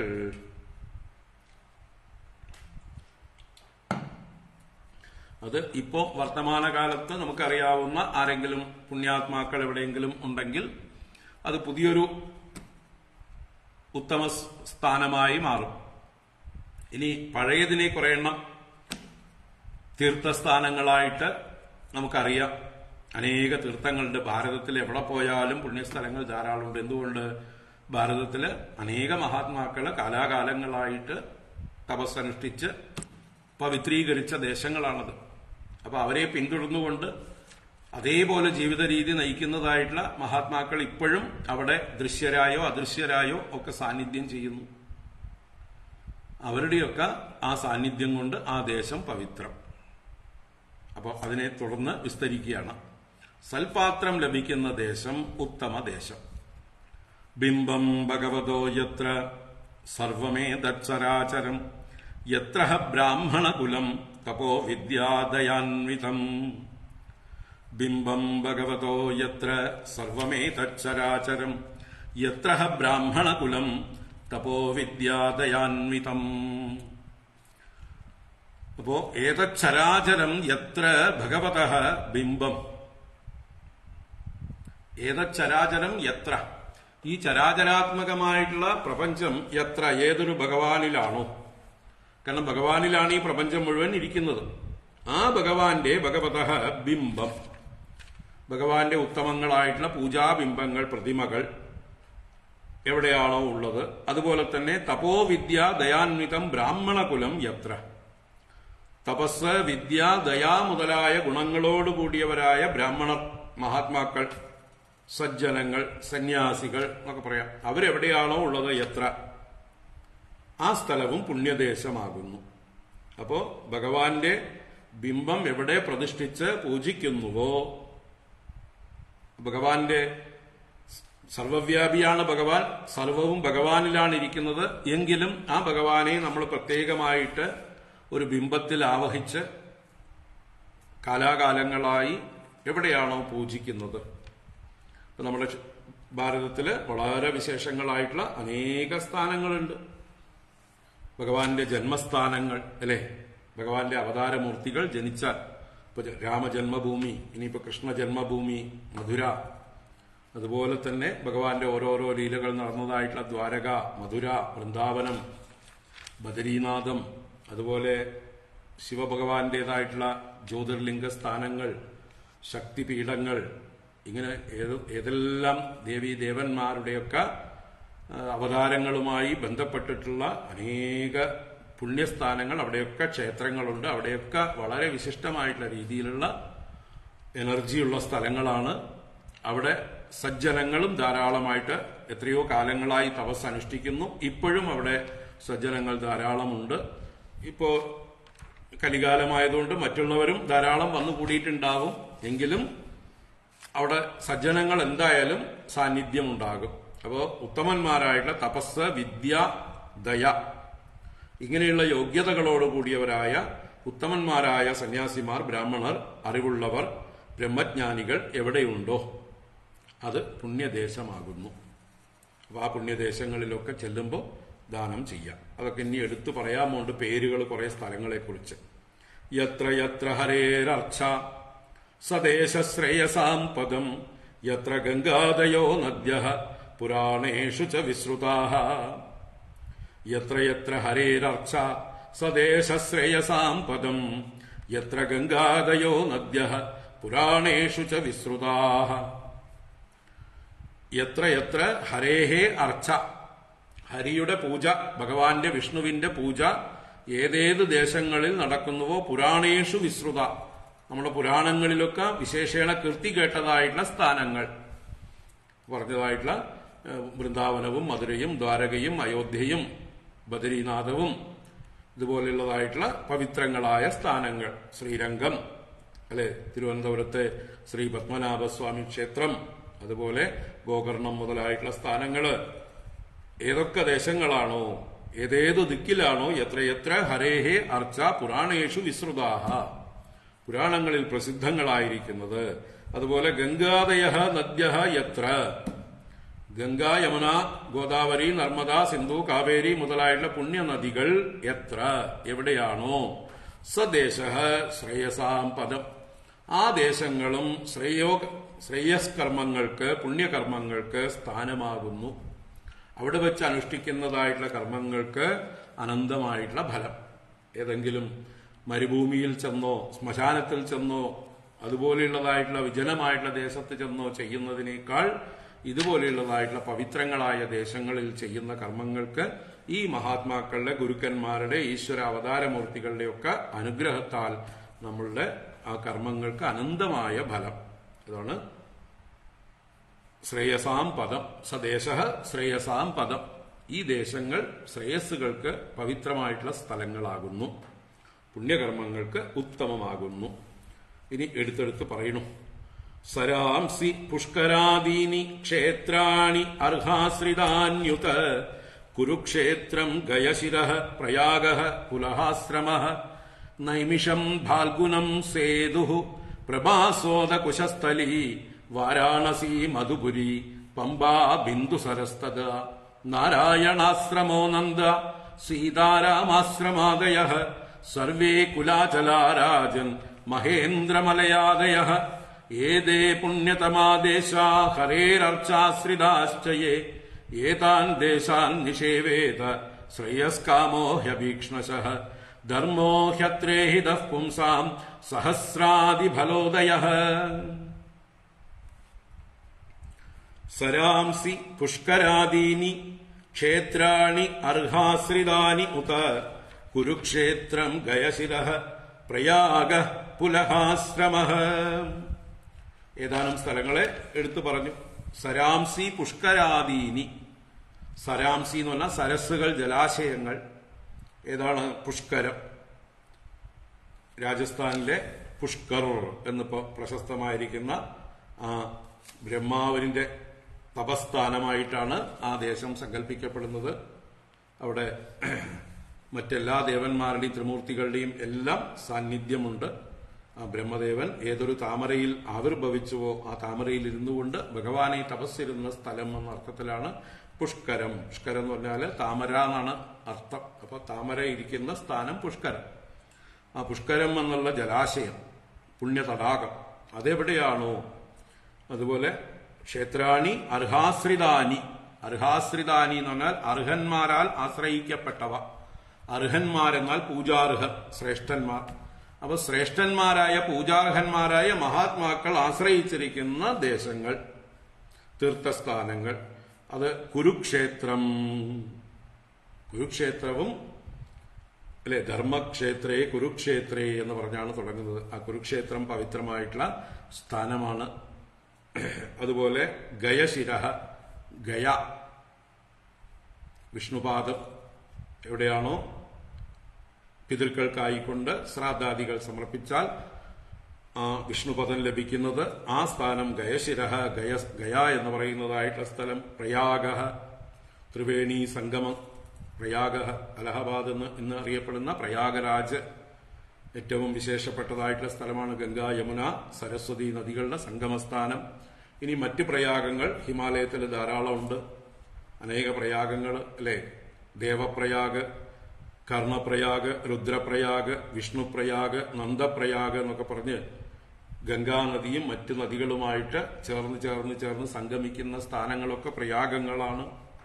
ഏറ്റവും പ്രധാനപ്പെട്ട പ്രയാഗരാജൻ എന്ന് പറയുന്നത് അലഹബാദിലെ ആ ഗംഗ, യമുന, സരസ്വതി സംഗമസ്ഥാനം പ്രയാഗം. അതുപോലെ പുലഹാശ്രമം. പുലഹാശ്രമം എന്നുള്ളത് നേപ്പാളിലെ ഗണ്ഡകി നദിയുടെ തീരത്ത് നമ്മുടെ ഭരതനായിരിക്കുമ്പോൾ തപസ് ചെയ്തതായിട്ടുള്ള സ്ഥാനം പുലഹാശ്രമം. ഇതൊക്കെ പുണ്യദേശങ്ങളാകുന്നു.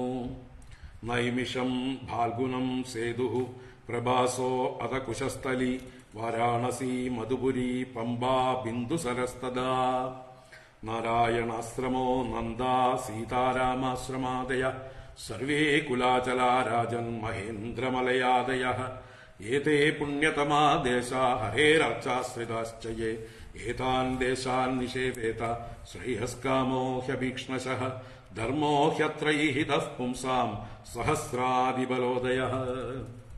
ഇപ്പൊ നൈമിഷാരണ്യം, ഈ സൂത ശൗനകാദികൾ പുരാണങ്ങൾ പറയുന്നതായിട്ടുള്ള സ്ഥാനം, ഭഗവാന്റെ വിഷ്ണുവിന്റെ നിത്യ സാന്നിധ്യമുള്ളതായിട്ടുള്ള സ്ഥാനം, ചക്രതീർത്ഥം ഉള്ളതായിട്ടുള്ള സ്ഥാനം, ലളിതാ ശക്തിപീഠമുള്ളതായിട്ടുള്ള സ്ഥാനം, അങ്ങനെ പവിത്രമായിട്ടുള്ള ആ നൈമിഷാരണ്യം. അതുപോലെ ഫാൽഗുനം. ഫാൽഗുനം എന്നുള്ളത് അർജുനനോട് ബന്ധപ്പെട്ട ഏതൊരു തീർത്ഥസ്ഥാനമായിരിക്കണം ആ ഫാൽഗുനം എന്നുള്ളതായിട്ടുള്ള ദേശം. അതുപോലെ സേതു.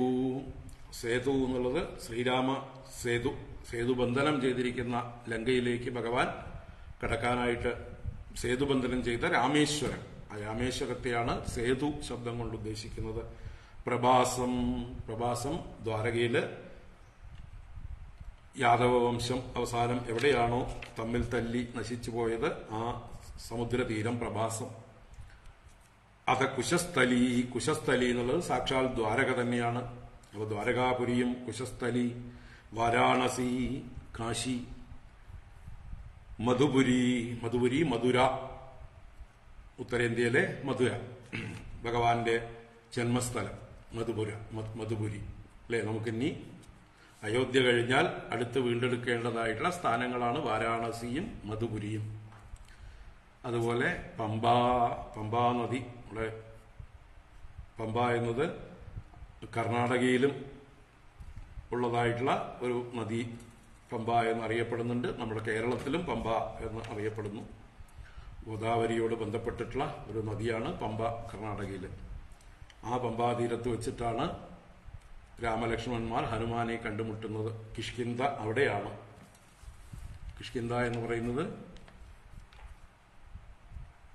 ഹംപി എന്നൊക്കെ അറിയപ്പെടുന്നതായിട്ടുള്ള കർണാടകയിലുള്ളതായിട്ടുള്ള സ്ഥലങ്ങളാണ്. എന്തായാലും ആ പമ്പാനദി ബിന്ദുസരഹ തഥാ, ബിന്ദുസരസ് എന്നുള്ളത് സരസ്വതീ നദിയുടെ തീരത്ത്, നമ്മൾ ബദരീനാഥത്തിൽ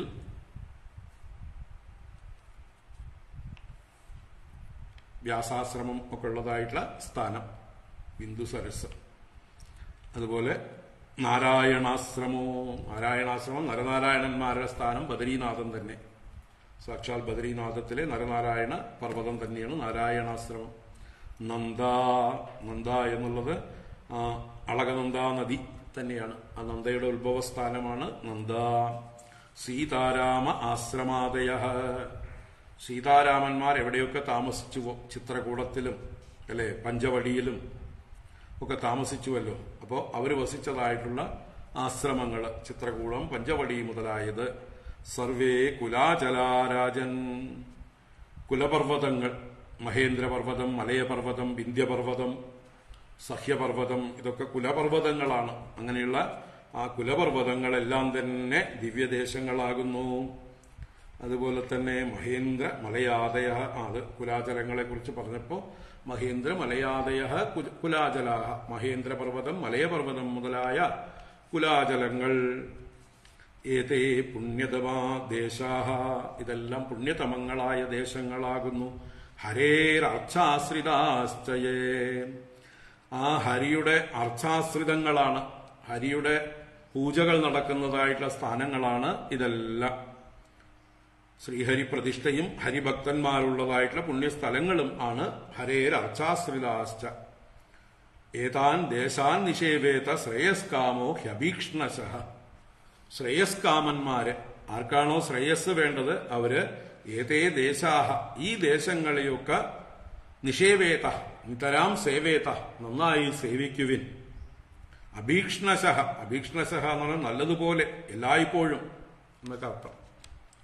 എപ്പോഴെങ്കിലും വല്ലപ്പോഴും പോയാൽ പോരാ, നിരന്തരം ഇടയ്ക്കിടയ്ക്ക് പോയിക്കൊണ്ടിരിക്കുക ഇങ്ങനെയുള്ള തീർത്ഥസ്ഥാനങ്ങളിൽ എന്നാണ്.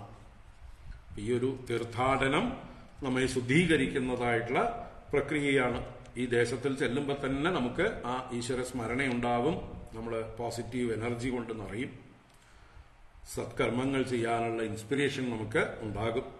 അപ്പൊ അങ്ങനെ ശ്രേയസ്കാമോ അഭീഷ്ണശഃ ഏതാൻ ദേശാൻ നിഷേവേത, ധർമ്മോ ഹി അത്ര ഈഹിത പുംസാം സഹസ്രാദിബലോദയ. ഈ സ്ഥലങ്ങളിൽ പുരുഷന്മാരാൽ അനുഷ്ഠിക്കപ്പെടുന്ന ആ ശ്രേയസ് സാധനങ്ങളായ ധർമ്മത്തിന് അധിക ബലോദയം, 1000 സഹസ്രാദി ബല ഉദയ. സഹസ്രം എന്ന് പറഞ്ഞാൽ 1000 പ്രാവശ്യം, 1000 മടങ്ങ് അധികം ബലം നൽകുന്നതാണ് ഈ സ്ഥലങ്ങൾ. അപ്പൊ ഈ സ്ഥലങ്ങളിൽ ഈഹിത ധർമ്മ, ചെയ്യപ്പെടുന്ന ധർമ്മങ്ങൾ, പുംസാം പുരുഷന്മാർക്ക്, മനുഷ്യർക്ക്, സഹസ്ര അതിബല ഉദയ, 1000 ഇരട്ടി ബലം നൽകുന്ന സ്ഥാനങ്ങളാകുന്നു. അപ്പൊ ഇങ്ങനെയുള്ള പുണ്യദേശങ്ങളെ കുറിച്ച് നാരദൻ യുധിഷ്ഠിരന് വിശദമായി പറഞ്ഞുകൊടുത്തു. ഇനി പാത്രം, ആരാണ് ഉത്തമ പാത്രം, ദാനം കൊടുക്കാനുള്ള പാത്രം എന്ന് വിശദീകരിക്കുകയാണ്. 35 മുതൽക്കുള്ളതായിട്ടുള്ള ശ്ലോകങ്ങൾ നമുക്ക് നാളെ കാണാം. നാളെ കാണാം. നാളെ രാവിലെ ആയിരിക്കും ക്ലാസ്. അത് കഴിഞ്ഞിട്ട് വൈകുന്നേരം അയോധ്യയ്ക്ക് ഉള്ള യാത്ര ആരംഭിക്കുന്നു. നാളെ കാണാമെന്ന് പ്രതീക്ഷയോടെ ഇന്നിവിടെ സമർപ്പിക്കുന്നു. ഹരി ഓം. ഓം കായേന വാചാ മനസേന്ദ്രിയൈർവാ ബുദ്ധ്യാത്മനാ വാ പ്രകൃതേ സ്വഭാവാത് കരോമി യദ്യത് സകലം പരസ്മൈ നാരായണായേതി സമർപ്പയാമി. ഓം ശാന്തി ശാന്തി ശാന്തി. ഹരി ഓം. ശ്രീ ഗുരുഭ്യോ നമഃ. ഹരി ഓം.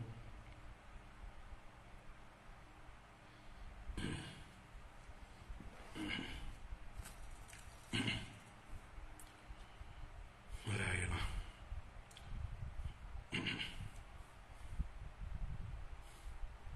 ഇതൊന്ന് കട്ട് ചെയ്തിട്ട് ഞാൻ ഒരു സന്ദേശ രൂപത്തിൽ അയോധ്യ പ്രാണപ്രതിഷ്ഠയെ സംബന്ധിച്ച് പറയാനായിട്ട് പോകുന്നു. അത് മറ്റ് പല ഗ്രൂപ്പുകളിലും ആവശ്യപ്പെട്ടിട്ടാണ്. അപ്പോൾ അതിലേക്കും നിങ്ങൾക്ക് വരുന്നവർക്ക് വരാം. ഞാനിപ്പോൾ കട്ട് ചെയ്തിട്ട് അടുത്തൊരു ക്ലിപ്പിംഗ് ആയിട്ടാണ് അത് വരിക. ഓം ഹരി ഓം.